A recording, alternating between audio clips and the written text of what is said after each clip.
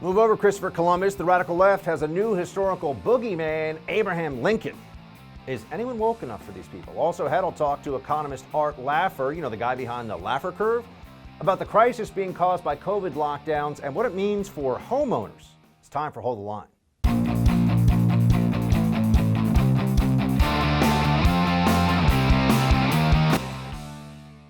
Was George Washington a slave owner? So will George Washington now lose his status? Are we going to take down, are we going to take down statues to George Washington? How about Thomas Jefferson? What do you think of Thomas Jefferson? You like him? Okay, good. Are we going to take down the statue? Because he was a major slave owner. Now are we going to take down his statue? Welcome to Hold the Line. I'm Buck Sexton. That was President Trump a little over 3 years ago, warning that toppling statues of Confederate leaders might lead us down a slippery slope. Of course, at the time, he was mocked for even making such a suggestion. Well, friends, I think we've reached the bottom of that slope. No longer content with removing Confederate iconography, the woke mob is now taking aim at the man most responsible for the Confederacy's defeat, Abraham Lincoln. This week, a San Francisco school district announced its plan to rename a high school named after America's 16th president because the former president did not demonstrate a strong enough commitment to social justice or wokeness or something like that. Yeah, the chairman of the so-called San Francisco School Names Advisory Committee, Jeremiah Jeffries, said of this decision, Lincoln, like the presidents before him and after him, did not show through policy or rhetoric that black lives ever mattered to them, outside of human capital and as casualties of wealth building. Yeah, that Abraham Lincoln, the one who emancipated Southern slaves through the Emancipation Proclamation, the guy who was the driving force behind the passage of the 13th Amendment, which abolished slavery nationwide, that Abraham Lincoln. He's not woke enough, you see. Other names found to be problematic include George Washington High School, of course, Herbert Hoover Middle School, and Paul Revere, yes, Paul Revere with his Midnight Ride, his elementary school. That's a problem. What's going on here? Now, you could say that this is a one-off, this is just one district, right? That this isn't indicative of the mood of much of the left across the country, and I would tell you that that's wrong. Look at what is happening right now. Look at the move for a rewriting of history from the New York Times 1619 Project all the way through to school districts that are renaming their buildings, to streets and towns and cities across America that can no longer be named after. I'm not talking about the Confederates here. I'm talking about our heroes in common. There are some people throughout our history, whether you're talking about the founding fathers, Washington, Jefferson, going through to Lincoln, Teddy Roosevelt, Martin Luther King Jr., Albert Einstein, Babe Ruth, pick your hero. We hold them in common. It's part of our narrative, our story as Americans. It brings us together. So why is the left attacking this? Why do they want to undermine our shared heroes of the past, the icons of previous American greatness? What is at issue here? A fascinating essay written by Matthew Crawford online in a place I'd never even heard of before, called unheard.com, about elite left-wing grievance politics and how this creates a form of license. This creates a freedom to look at the self and to be narcissistic and vain because you're above American society, you see. America is racist and bad and wrong. So what allegiance, Crawford argues, can the elites really have to it? They keep on telling everybody how racist and evil America is so that then they can't be held to account for violating what we thought of as our shared ideals and also denigrating our shared history. They can't be coerced, you see, into any of this. They can't be induced to believe that we're all in this together because they think they're above and apart from the American experiment. Here's what Crawford writes about grievance politics specifically. The permission structure is built around grievance politics very simply. If the nation is fundamentally racist, sexist, and homophobic, I owe it nothing. More than that, conscience dictates that I repudiate it. Ah, you see? Now you don't take pride in being an American. The pride for these elite leftists, the ones who want to rename schools, no longer George Washington or Lincoln or you name it, The ones who want to do that, they take pride in being better than America. And because they're better than America, they don't have to be held to the same standards as all the rest of us, right? They can kneel during whatever they want. They can denigrate the flag and think of themselves as patriotic. They can spit on the memory of the founding fathers. And we're told that this is somehow an act of bravery from them, of course. Well, they all congratulate each other at cocktail parties in Manhattan and Malibu and other places where there's not a lot of respect, you could say, for our shared American heritage in the rest of the country. Why? Because they are above it. And they also don't have to deal with the consequences of being above this. You see this. This is at the heart of policy debates right now. It is all these elite leftists, these college-educated, smarmy liberals on the coast primarily, but certainly in the major cities, who think that defunding the police is such a cool, radical idea, but they don't deal with the consequences of this themselves. And if that's what's necessary in their mind to punish this racist and evil America, which is how they see it, well, then I guess some buildings are going to have to get burned down, some riots are going to have to shatter some windows. That's their approach. He writes, Crawford writes, in Unheard, the utility of urban rioting for the New Left lay in the fact that it was thought to carry an insight into the illegitimacy of even our most minimum standards of behavior. The moral authority of the black person as victim gave the bourgeoisie permission to withdraw its allegiance from the social order. That's right. This is how you have Wellesley humanities graduates throwing rocks at cops. This is how you have people from elite universities throwing Molotov cocktails at the NYPD because they're trying to attack the whole social order, because they're above it, they're better than it. It's also racist and sexist and wrong. And you know this isn't a fringe belief. This has infiltrated not just the academy, in fact, it dominates academia, the college campuses, the media, but also the activist wing of the Democrat Party. Increasingly, perhaps even a majority of Democrat thinking aligns with this approach to America. And so we have these one-offs, if you just pay attention day in and day out, of renaming the school or agreeing that cops should be attacked under certain circumstances because, BLM says so. You have these incidents. Those are all symptoms of the wider problem of liberal hatred and denigration of America as a means of elevating themselves at the expense of everyone else. They are, again, to borrow from this most excellent piece by Matthew Crawford, permanently aggrieved. The white bourgeoisie became invested in a political drama in which their own moral standing depends on black people remaining permanently aggrieved. If you question this victimization, you are questioning the rottenness of America, and if you do that, you are threatening the social order, strangely enough.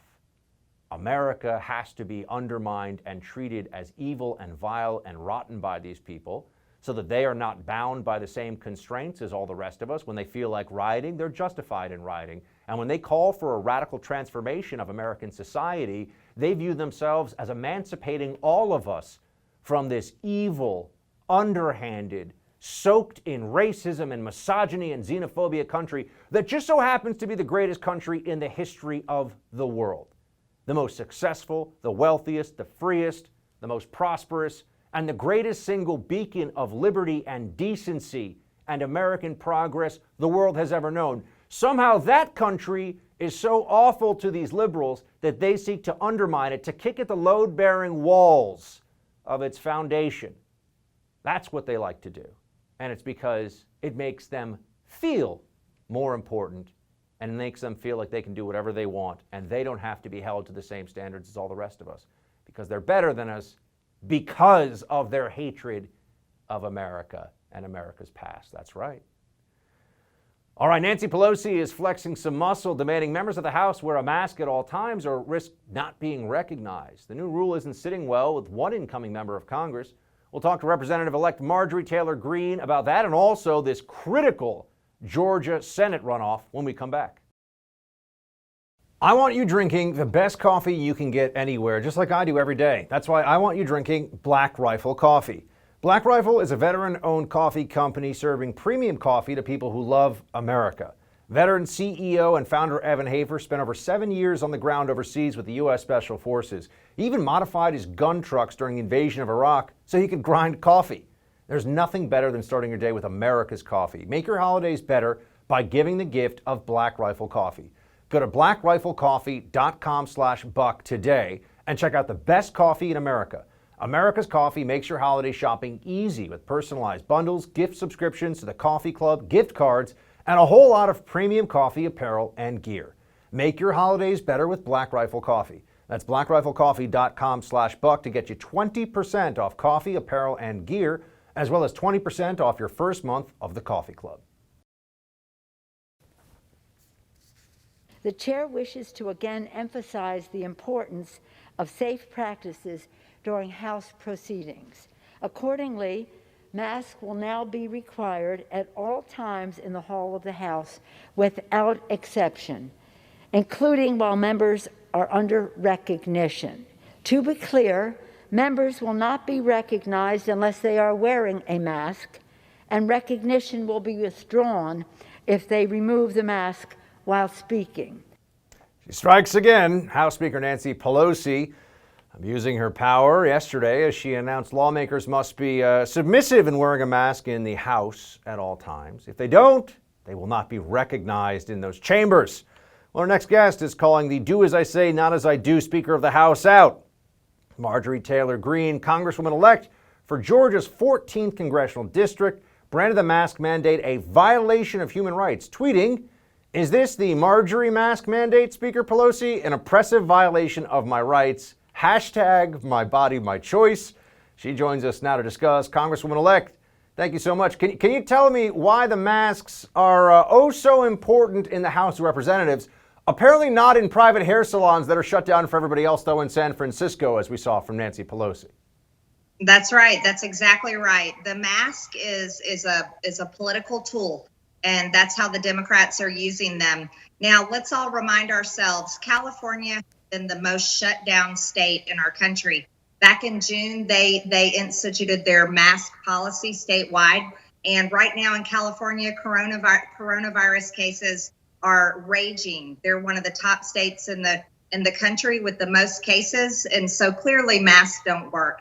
Now, none of us want anyone to die from COVID-19. The CCP virus is what I like to call it.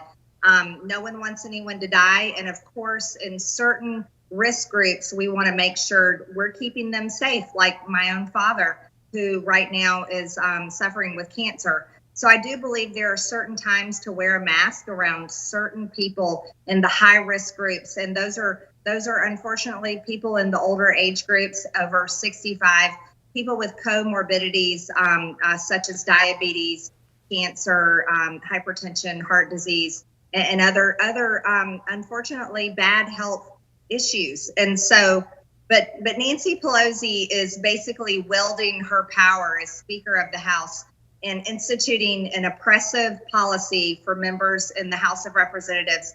And I feel it's very important to stand up against these policies, because if we as members of Congress aren't willing to fight back against things like mask mandates within the House of Representatives and the Capitol, then how are people at home ever supposed to be able to stand up against their local governments, their cities, counties, and states mask mandates? And it goes further, vaccines. Marjorie, can you tell us, how are you doing in your home state of Georgia? I want to talk to you about the critical Senate runoffs that are there. But first, in terms of lockdowns, you know, you're close by to Florida, which is showing that it is possible to keep a much more open state and still have better outcomes than comparable states in terms of population, like New York and California. How's Georgia doing with these lockdowns? Well, you know, our state is open as well. So Georgia's doing fantastic. I think that's the thing that most people in states like California, New York, Washington, D.C., they don't understand that in states like Florida and Georgia and other states where we have been open for months and months now, we have low unemployment. People are going to school. We're going to restaurants. Our businesses are open. And you know, our quality of life is wonderful. We're able to spend time with our families. We're able to go to church. and businesses are not being shut down. So, these policies that Democrats are forcing on people using COVID-19 as the excuse is just too much for the nation. They're hurting businesses. They're hurting family relationships. Think about all the people in nursing homes and hospitals that are not able to see their loved ones. And it's just a violation of our rights. And honestly, it's hurting human dignity. Congresswoman-elect, I want to ask you also about the absolutely essential Senate runoffs. The Senate runoff date is January 5th. We know there's already early voting in Georgia underway. Voters have cast, we can show people at home on the screen, that voters have cast 482,000 ballots in the first day and a half of early voting. 65% of ballots cast so far were sent by mail, and there are still more than 900,000 requested mail ballots that have not been returned. How is it looking right now for Kelly Loeffler and David Perdue in these runoffs? I mean, you know this. You just won a congressional election, and you won in a critical district in terms of the support that would be necessary to get those two GOP candidates over the finish line to victory. How's it looking so far? Well, it's very close here in Georgia. We have a serious situation.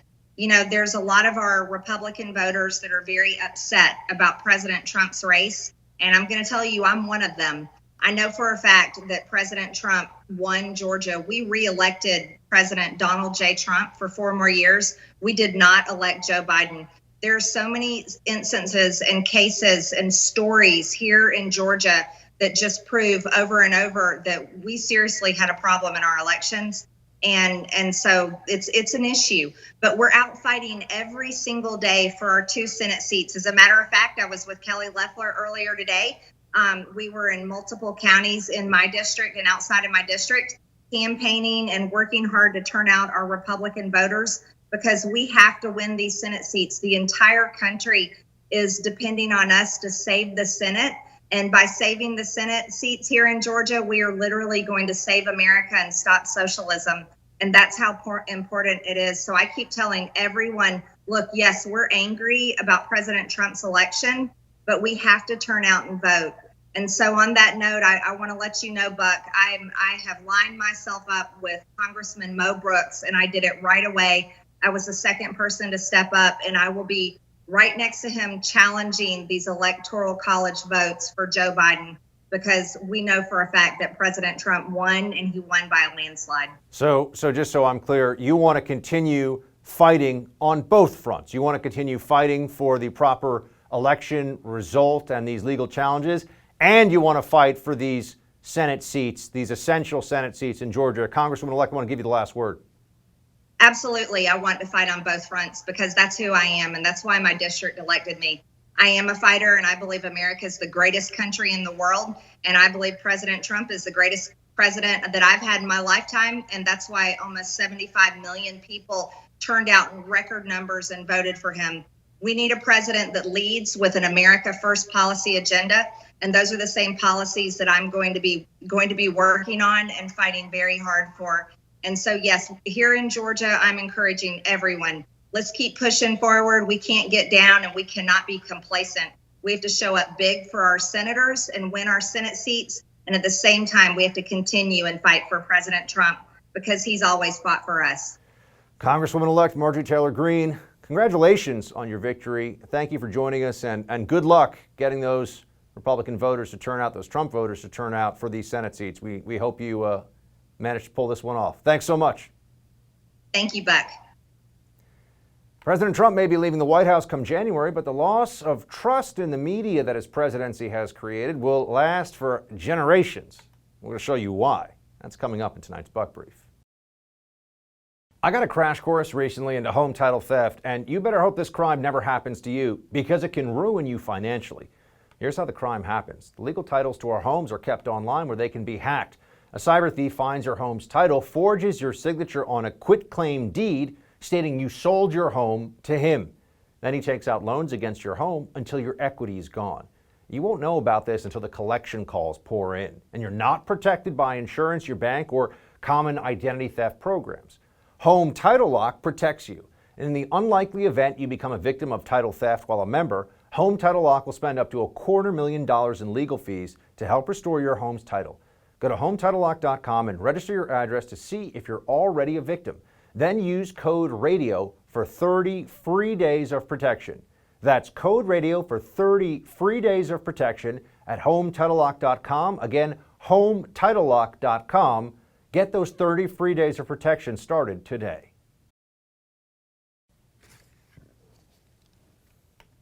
If the last few years of the Trump administration has revealed anything, it is the utter shamelessness of America's hyper-partisan media. They hate this president. We all know that. While we once may have thought that there still existed some degree of impartiality in the news, those naive days should be long gone for everybody paying attention. What we know for certain is the vast majority of mainstream media outlets have one goal in mind. It is not unbiased reporting of news. It is rather narrative framing. Some might call it propaganda. They will gaslight and repeat whatever falsehood is necessary ad nauseum to solidify a false narrative. We've seen this over and over again.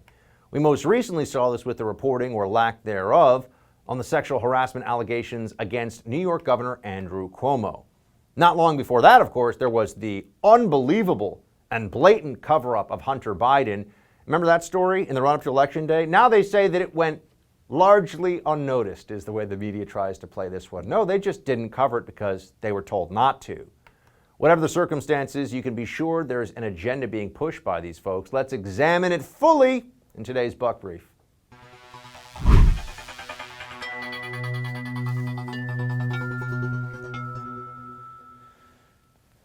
Oh yes, the media, full of liars, frauds, and vain and ignorant fools, but if we don't take them to task, they'll just continue to get away with this. So let's dive into it a little bit. Why is it that they keep making mistakes that aren't really mistakes? Because they all go in one direction, and that direction is negative for Republicans, particularly Trump, and somehow helpful to Democrats. We know the answer, but let's take a look at some of the more recent examples to this. The media has claimed recently that the first openly gay cabinet member would be Pete Buttigieg, the former, not particularly successful mayor of South Bend, Indiana, who, as you know, ran for president. South Bend is not a place that's doing very well. Anyway, they say this, and then a lot of us on the right have to point out, well, actually, it is Richard Grenell, the director of national intelligence, who was appointed by President Donald J. Trump. Now, some of the disingenuous but clever folks in the lib media have gotten around this by saying, well, the first Senate-approved cabinet member, to which we all say, now we're going to do that? I mean, what about the first Senate-approved on a Tuesday cabinet member? I mean, we're really going to start slicing the onion that thin? The first openly gay cabinet member in the United States government was acting DNI Richard Grenell, who's a good man and did an excellent job in that role, by the way. The CUOMO double standard. Now this one, because it just happened, or it just happened last week or so, is particularly fresh in all of our minds. Here you go, USA Today, the media framed sexual misconduct allegations against politicians differently depending on their party registration. You'll see here, Democrats get the presumption of innocence when it comes to CUOMO here, but did Kavanaugh? Did a Republican appointee? Democrat presidential candidates are calling for Brett Kavanaugh to be impeached after the New York Times published an essay containing new allegations of sexual misconduct. Those allegations are flimsy and fraudulent, and anybody paying attention, being honest, would know that. But they still run with those stories and want everyone to know that the allegations are out there. CUOMO, they're saying, no, he says nothing to it. And they'll take Cuomo's word for it. Why is that? I think we all know the answer. In fact, Cuomo was accused of sexual assault, and sexual harassment, pardon me, and here's what he said about it. Play it.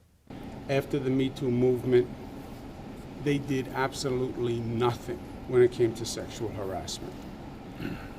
They have always diminished the charges of women. Always, consistently. And they're doing it again to cheapen or ridicule the pain a woman suffers from a sexual attack is disgusting, sexist and disgusting. So that was in response to in 2018, a Cuomo aide and someone very close to him was accused of sexual misconduct, and Cuomo just attacks the Republicans. You know, that's the move. You'll see this a lot. Whenever a Democrat gets into big trouble, there's a playbook they'll go to, and they'll say things like, well, I might have groped somebody against their will or something, but I'm going to go after the NRA now. And we're all supposed to think, oh, in that case, I guess it doesn't matter anymore. That's the way they do things. But let's go on to some other ones. The New York Times, not a single piece, nothing yet at all, on the Eric Swalwell Chinese spy story, which has already been verified by many sources. This is real. He was targeted by somebody who fled the FBI, who's believed to be a Chinese spy, and there's been only talk about this in conservative-leaning media. The New York Times finds nothing interesting about this at all. Remember, the Russia collusion truthers at the New York Times, not even talking the editorial page, on the news side, they ran with that with no evidence at all for, well, 4 years, really, at least 3 years, though. And now with Eric Swalwell, what are they telling you? Nah, you don't know, because they're not even going to touch it. They're not going to talk about it. And let's also remember that Swalwell was supposed to be a guy calling out Republicans, including Trump, for being compromised by Russia. And Swalwell was a guy who was Mr. Oh, I know some cool intel words, so let me tell you about how we avoid being compromised. Play that one. I want to talk about the Kremlin playbook. And there are a number of ways that a foreign adversary could seek to influence a person. Do you agree with that? Yes. Financial? Yes, that can be one. Romance, you said, is another? Yes. Compromise? Correct. Setting up a compromise? Sure, to execute on a compromise, yes. How about inadvertently capturing a compromise? Meaning they have vast surveillance and you stumble into that surveillance and are caught in a compromise. And then they take that information and try and use it to coerce you? Yeah, that's part of the playbook. The playbook, huh? Swalwell seems to be very familiar with that playbook. That's why he's asking these effectively rhetorical questions of lanky, unself-conscious weirdo James Comey, and we're all supposed to think that this is nothing to see. The New York Times certainly thinks it's nothing to see for you because they won't cover the story. Not a news story when a congressman who now sits on the Intelligence Committee had an alleged relationship, we don't know the extent of it, with a alleged Chinese spy. But Putin is, sending Morse code messages to Trump through some microchip in their brains or something. The New York Times would run with that. That's totally news. Yeah. Well, we often talk about the impact coronavirus lockdowns are having on small businesses, but the oppressive rules that are constantly changing are also having major consequences for millions of American homeowners. We're going to be joined by Economist Art Laffer to look at the problem and potential solutions right when we come back.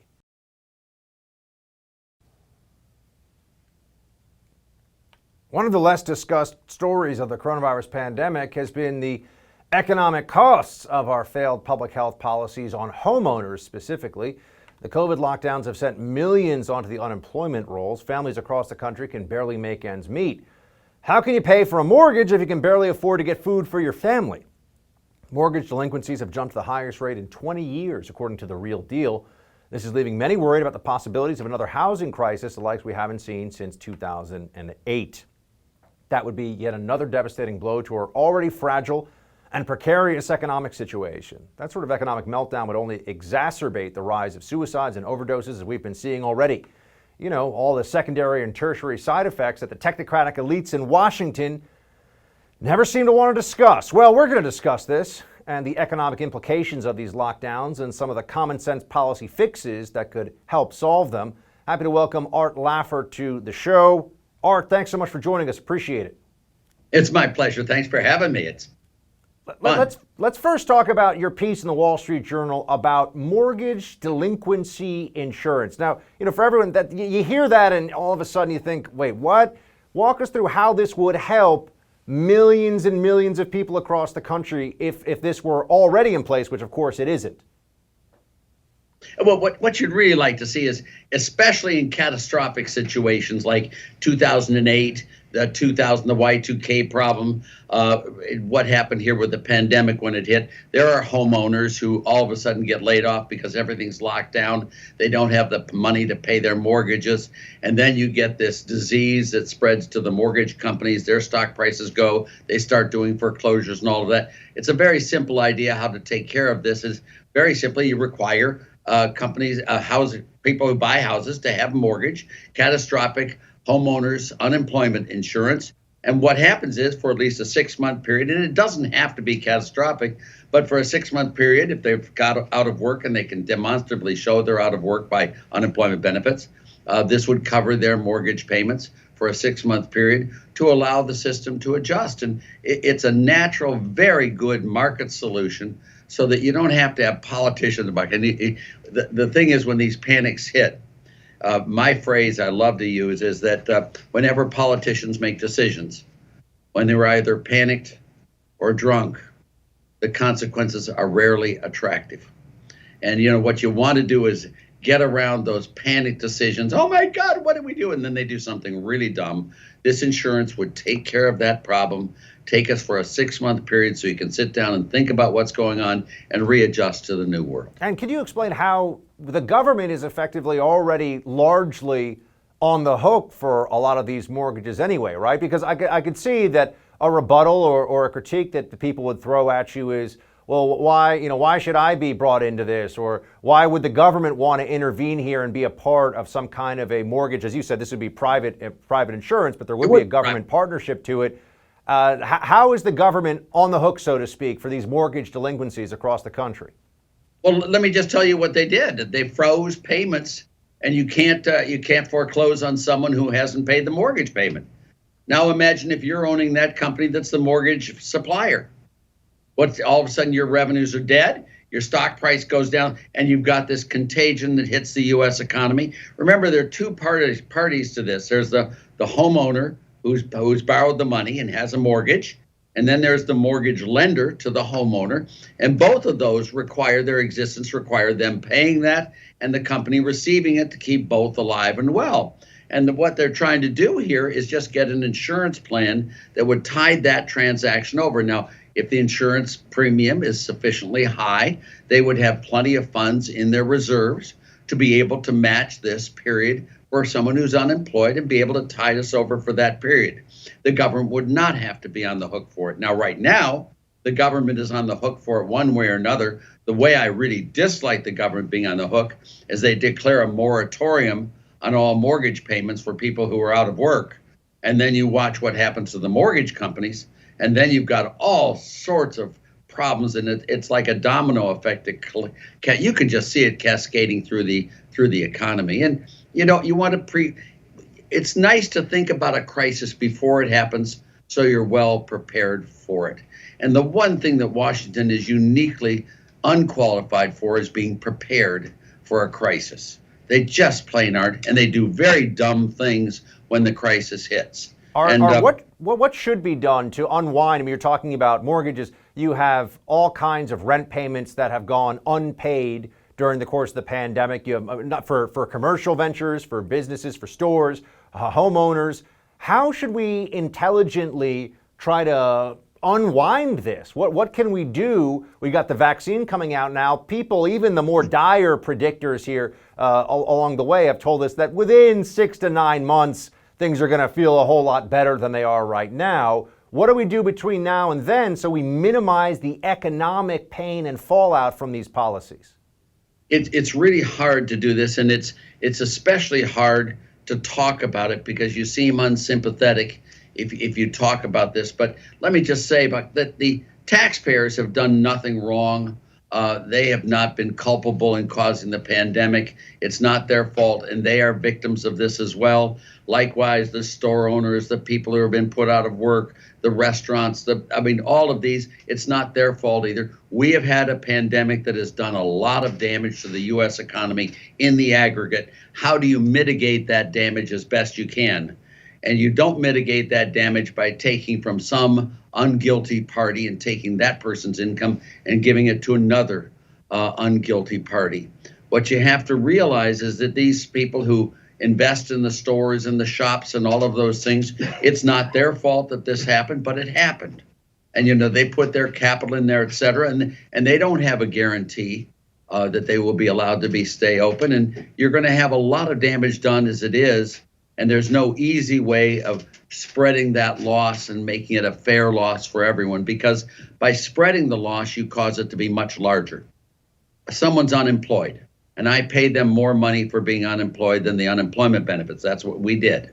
That encourages them to be unemployed for a longer period of time, which causes the damage to be larger, and it just feeds on itself. Best way is, sorry. Go ahead. No, go ahead. The best way? The best way to solve for these things is be prepared ahead of time.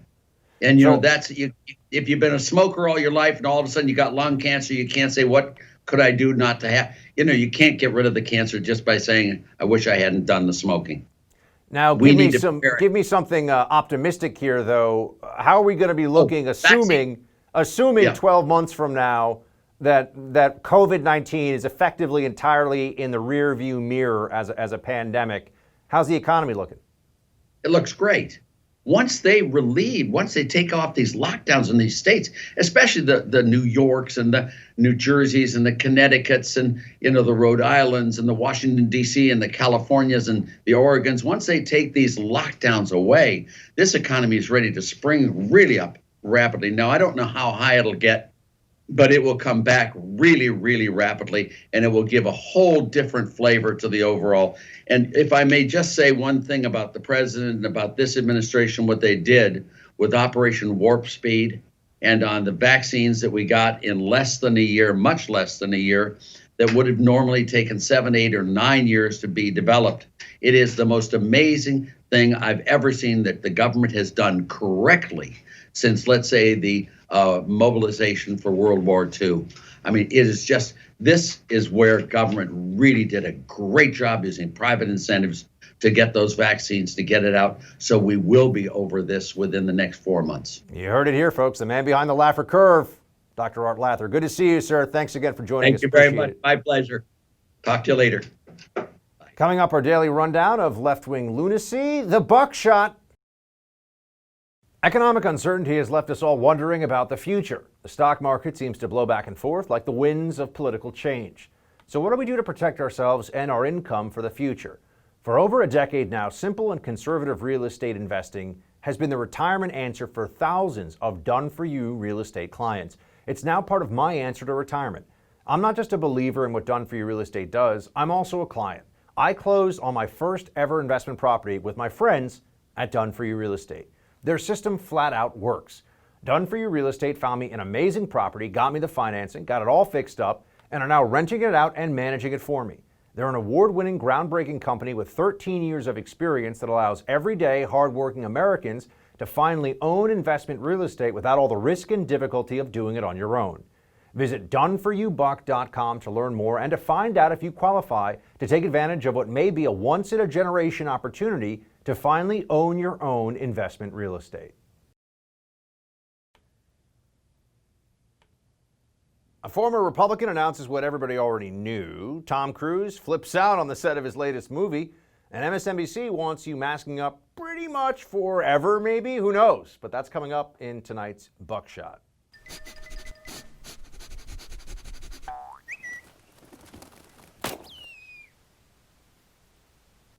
If you're going to ask me who does the dumbest political analysis on television, there are some names that would come to mind. And it's a very hotly contested category, let me tell you. Between CNN, MSNBC, and the ABC News folks, you have some of the dumber voices imaginable on American politics weighing in from some pretty hefty platforms. But Steve Schmidt is almost in a category by himself. This is a guy who appears as a Republican strategist, or at least that was what he used to be called, on MSNBC for the sole purpose of mocking, undermining, and attacking Donald Trump supporters, and with it, effectively, the entire Republican Party. So a Republican who only attacks Republicans gets a lot of airtime. This is a shtick that others engaged in as well at CNN and MSNBC, but now it's a problem for them. Because if they think that Donald Trump is gone, won't be president anymore, and I think we've moved to a place where we recognize that looks like it's happening, what's their utility? What's their utility to Biden? Oh, that's right. So they're just going to tell us they're actually Democrats now, which we knew all along, like Steve SCHMIDT. At the end of the day, there's now one pro-democracy political party in the United States of America, and that's the Democratic Party. And I am a member of that party because of that. I'm a single-issue voter. I believe in American democracy. I mean, I don't know how, can you think of something dumber to say on TV? You have to struggle for it, but all you have to know about that guy is that in the HBO movie that just trashed Sarah Palin, he was the only one that HBO treated who was a Republican like he was a normal person who was decent in any way, which means that he was colluding with them, and clearly he's actually a lib who'll do anything for a power, attention, and money, which we've now found out by his own admission. He's a Democrat. Yay. Tom Cruise, I gotta say, this guy still churns out some pretty good movies, and he looks the same. If you look at what he looked like 40 years ago, the guy seems to have not aged a day, but he's not gonna win any awards for patience with his crew when it comes to COVID. This is from a movie set. Play it. I'm on the phone with every studio at night, insurance companies, producers, and they're looking at us and using us to make their movies. We are creating thousands of jobs, you I don't ever want to see it again. Ever. And if you don't do it, you're fired. And I see you do it again, you're gone. And anyone on this crew does it. That's it. We are not shutting this movie down. He seems upset. Maybe he's just a perfectionist, but what is it with some of these guys? Christian Bale, Tom Cruise. You don't yell at the team like that. You know what I mean? You motivate the team, you criticize the team when necessary, whatever business you're in, but you don't berate people in the way that he did. God, come on, Tom. Plus, the movies are really just okay. I think I gave him too much credit before. He's made a lot of clunkers recently, too. Dr. Gupta on MSNBC is out there to tell you, in case you're wondering, I've been saying this for a long time, will you get your life back after you get this vaccine? Meaning, will you be able to enjoy your life, go out, see people, stop wearing this ridiculous face covering that we have to wear all the time? Will that be what's going on? And the answer is no, not after the vaccine, because there are people out there who want to continue to control you. And in case you're wondering, you're definitely going to have to keep wearing a mask even after you're vaccinated, even though there's no science to explain why. They just want you to know, obey, peasant. Here's Dr. Gupta on MSNBC. Just because you get vaccinated with that second dose does not mean you should be participating in things like traveling in the middle of an out-of-control pandemic, or that you're liberated from masks. We don't know if just getting the vaccination prevents serious illness, or does it also prevent you from getting infection entirely, meaning you can still get infected with the virus potentially and pass it on to others. So really, really critical. Don't let your guard down just because you got vaccinated. Got to keep wearing that mask till well after it's all said and done. That's right. Even after you get that vaccine. Why? Because they say so. Because maybe theoretically you could still get the infection and pass it on to someone else, even though you actually can't get infected, but they don't know. But since they don't know, they're going to make you do it anyway. That seems quite outrageous to me, but this is where we are. Speaking of outrageous, Jim ACOSTA, among the most fraudulent of the journos out there. This is a White House press secretary, a White House correspondent speaking to the White House press secretary yesterday, showing you what a class act, what a consummate professional he is. Here's a government employee, the White House press secretary, Kayleigh McEnany, speaking on behalf of the President of the United States. And here is the response that he gives to her after she leaves the room. Play it. Really interesting turn of events, and good for those who covered what was a story all along and not Russia disinformation. Isn't it hypocritical for you to accuse others of disinformation when you spread it every day? Ah, yes. You spread disinformation every day. Such a disrespectful punk, really. So much of that from this. Well, look, he got more famous and wealthier and better known because he completely mutilated the ethics of his profession for years. But CNN still backs him up. Anything for the ratings. That place is a joke. That's it for Hold the Line. The No Spin News with Bill O'Reilly is up next, everybody. Shields high.